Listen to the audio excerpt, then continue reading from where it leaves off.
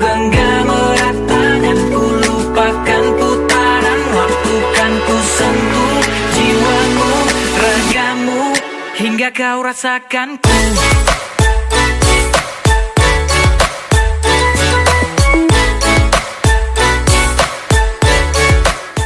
Assalamualaikum warahmatullahi wabarakatuh. Apa kabar semuanya? Ibu harap semuanya baik-baik saja. Sebelum itu, Ibu akan memperkenalkan diri terlebih dahulu. Perkenalkan, nama Ibu Nita Amalia Kurniawan. Bisa kalian panggil Ibu Nita. Dan untuk hari ini, Ibu akan menjelaskan tentang teori pertumbuhan dan pembangunan ekonomi. Nah, sebelum Ibu jelaskan, apakah kalian sudah belajar semalam atau sudah membuka buku tentang apa itu teori pembangunan dan pertumbuhan ekonomi? Ada yang sudah belajar? Ibu jelaskan ya. Nah, sebelum Ibu jelaskan, di sini Ibu akan kasih tahu terhadap kalian. Hari ini Ibu menggunakan model pembelajaran talking stick. Apa talking stick itu? Nah, talking stick ini adalah di mana dalam satu kelas itu kalian membuat setengah lingkaran. Lalu Ibu akan kasih tongkat ini atau stick ini pada salah satu siswa tersebut. Nah, ketika Ibu sudah mengatakan mulai, stick ini akan berjalan. Dan ketika Ibu sudah mengatakan stop, maka siswa yang mendapatkan tongkat ini akan menerima pertanyaan seputar teori pertumbuhan dan pembangunan ekonomi yang nanti akan Ibu jelaskan terlebih dahulu. Nah, buat siapa saja yang bisa menjawab dengan benar dan tepat apa yang sudah Ibu sampaikan, pertanyaannya itu akan Ibu berikan nilai tambahan atau nilai plus. Lanjut, Ibu akan menjelaskan terlebih dahulu tentang teori pertumbuhan dan pembangunan ekonomi itu sendiri. Yang pertama di sini teori pertumbuhan ekonomi. Apa sih itu teori pertumbuhan ekonomi? Di sini teori pertumbuhan ekonomi perubahan kondisi perekonomian suatu negara secara berkesinambungan menuju keadaan yang lebih baik selama periode tertentu. Lanjut ke slide yang berikutnya, yaitu tentang pengelompokan teori ekonomi. Nah, pengelompokan teori ekonomi di sini ada 4. Yang pertama di sini teori pertumbuhan ekonomi historis, teori pertumbuhan ekonomi klasik, teori pertumbuhan ekonomi neoklasik, dan yang terakhir di sini ada teori pertumbuhan ekonomi Schumpeter. Pertama tadi ada teori pertumbuhan ekonomi historis. Di sini menurut Bruno Hildebrand itu dibagi menjadi 3. Yang pertama perekonomian barter, yang kedua perekonomian uang, yang terakhir di sini ada perekonomian kredit. Yang pertama tadi perekonomian barter di sini yaitu pertukaran antara barang dengan barang, dan yang kedua yaitu perekonomian uang, di mana transaksi pembelian barang itu dengan uang cash seperti itu.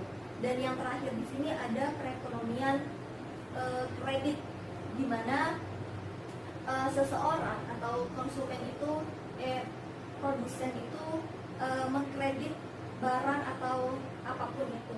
Nah, di sini ada teori pertumbuhan ekonomi klasik. Di sini dibagi menjadi 3 menurut Adam Smith, yaitu sumber daya alam, ada sumber daya manusia, dan yang terakhir ada sumber modal. Yang pertama tadi ada sumber daya alam. Di sini utamanya tanah, di mana tanah tersebut menjadi penggerak utama bagi pertumbuhan ekonomi. Yang kedua di sini ada sumber daya manusia, di mana sumber daya manusia ini pemegang peran paling penting untuk meningkatkan produktivitas tenaga kerja. Yang terakhir di sini yang ketiga ada sumber modal. Nah, sumber modal di sini itu adalah kepemilikan sumber daya modal akan menjadi motor penggerak pertumbuhan produksi, seperti itu.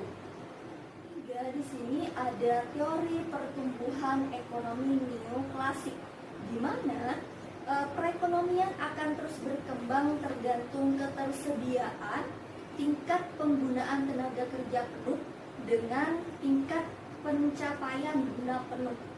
Dan yang terakhir di sini ada teori pertumbuhan ekonomi Schumpeter. Di sini maksudnya adalah tingkat kemajuan ekonomi semakin tinggi, maka kemungkinan melakukan inovasi itu semakin terbatas. Ke slide yang berikutnya yaitu cara mengukur pertumbuhan ekonomi, di mana rumus di sini ada PT sama dengan PDBRT dikurangi PDBRT min 1 dibagi PDBRT min 1 dikali 100, di mana PT di sini pertumbuhan ekonomi periode T, sedangkan PDBRT di sini penduduk domestik bruto real periode tahun T. Sedangkan PDBRT min 1 yaitu PDBRT periode tahun sebelumnya. Ibu punya satu contoh soal, bisa kalian lihat di PPT, itu ada jika PDB real tahun 2016 dari negara E sebesar 1.500 triliun, sedangkan PDB real tahun 2015 adalah 1.200 triliun. Pertumbuhan ekonomi tahun 2016 atas dasar tahun 2015 adalah, nah di sini cara pengerjaannya tadi sudah Ibu jelaskan atau beritahu rumusnya itu seperti apa. Jadi rumusnya itu PT itu tadi adalah pertumbuhan ekonomi periode T, di mana itu pada pertumbuhan ekonomi tahun 2016 sama dengan tahun 2016 dikurangi tahun 2015 dibagi tahun 2015 dikali 100%. Nah, hasil dari 1.500 triliun dikurangi 1.200 triliun dibagi 1.200 triliun dikali 100% di sini adalah 25%. Nah, jadi pertumbuhan ekonomi tahun 2016 ini pada atas dasar tahun 2015 itu adalah 25%. Selanjutnya di sini ada teori pembangunan ekonomi. Di mana teori pembangunan ekonomi itu sendiri suatu tahap yang harus dijalani oleh setiap masyarakat maupun bangsa. Nah, sebagai contohnya nih, manusia mulai lahir tidak langsung menjadi dewasa, tetapi untuk menjadi dewasa itu harus melalui tahap-tahapannya. Sama juga seperti bangsa harus menjalani tahap-tahap perkembangan untuk menuju kondisi yang adil, makmur, dan sejahtera. Selanjutnya di sini ada faktor-faktor yang mempengaruhi pembangunan ekonomi. Yang pertama di sini ada tanah dan kekayaan alam. Nah, negara yang memiliki kekayaan alam di sini, alam berlimpah, akan lebih mudah meningkatkan laju perekonomiannya dibandingkan dengan negara yang minim kekayaan alamnya. Dan yang kedua di sini ada kuantitas dan kualitas penduduk serta tenaga kerja, di mana dengan pendidikan dan pelatihan yang memadai akan menghasilkan sumber daya manusia yang terlatih dan terampil sehingga menjadi pionir dalam pembangunan. Nah, jumlah penduduk yang besar juga akan meningkatkan permintaan barang yang diikuti dengan perluasan pasar. Dan yang ketiga di sini ada kepemilikan barang modal dan penguasaan teknologi, di mana suatu negara tersebut ketika sudah menguasai teknologi, mereka akan menghasilkan suatu jasa yang dihasilkan itu karena penemuan teknologi yang terbaru atau yang modern seperti itu. Dan yang terakhir di sini ada sistem sosial dan sikap masyarakat itu sendiri. Nah, di sini ada permasalahan pembangunan ekonomi di negara berkembang. Yang pertama, di sini ada ketergantungan pada sektor pertanian primer seperti itu. Di mana di negara-negara berkembang itu pada umumnya sangat bergantung pada pertanian dan pertambangan. Dan yang kedua di sini rendahnya tingkat produktivitas. Nah, tingkat produktivitas di sini itu dapat dilihat dari pendapatan domestik produk atau PDB per kapitanya. Dan yang ketiga di sini ketergantungan dan ketentangan dalam hubungan internasional. Nah, kondisi domestik perekonomian negara berkembang di sini sangat dipengaruhi oleh kondisi perekonomian khususnya perekonomian negara-negara maju. Jadi negara berkembang di sini itu dipengaruhi oleh negara-negara maju lainnya. Dan yang keempat di sini ada pasar dan informasi yang tidak sempurna. Maksudnya di sini itu keberadaan pasar di negara berkembang itu juga memberikan informasi yang kurang valid atau kurang lengkap, tidak lengkap seperti itu. Informasi itu biasanya hanya dikuasai oleh sekelompok kecil pengusaha yang mempunyai hubungan baik dengan birokrasi. Dan yang kelima di sini ada tingginya tingkat pengangguran di negara berkembang. Nah, tingkat pengangguran di negara berkembang di sini emang sangat tinggi, khususnya angka pengangguran akan semakin besar bila diukur dengan angka atau underemployment seperti itu.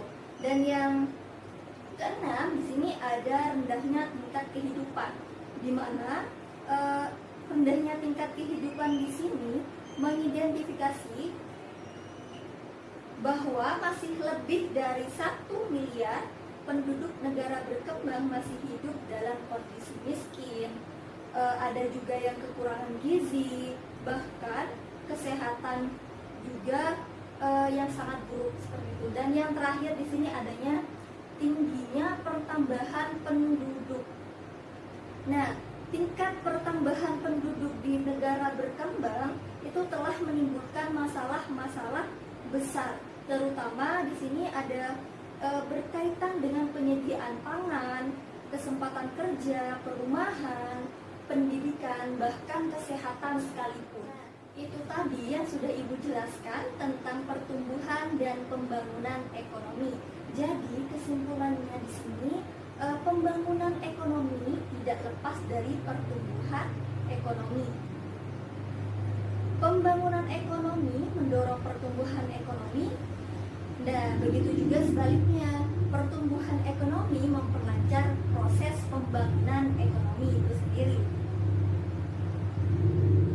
Nah, tujuan dari kita belajar tentang pertumbuhan dan pembangunan ekonomi sendiri itu adalah kita jadi tahu bagaimana sih proses perekonomian yang ada di Indonesia atau di negara berkembang seperti Indonesia ini. Tadi yang sudah Ibu jelaskan tentang pertumbuhan dan pembangunan ekonomi.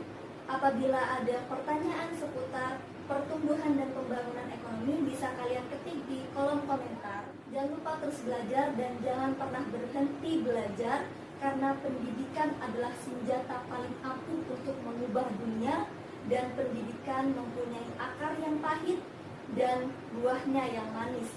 Mungkin itu saja yang dapat Ibu sampaikan, kurang lebihnya Ibu mohon maaf. Wassalamualaikum warahmatullahi wabarakatuh.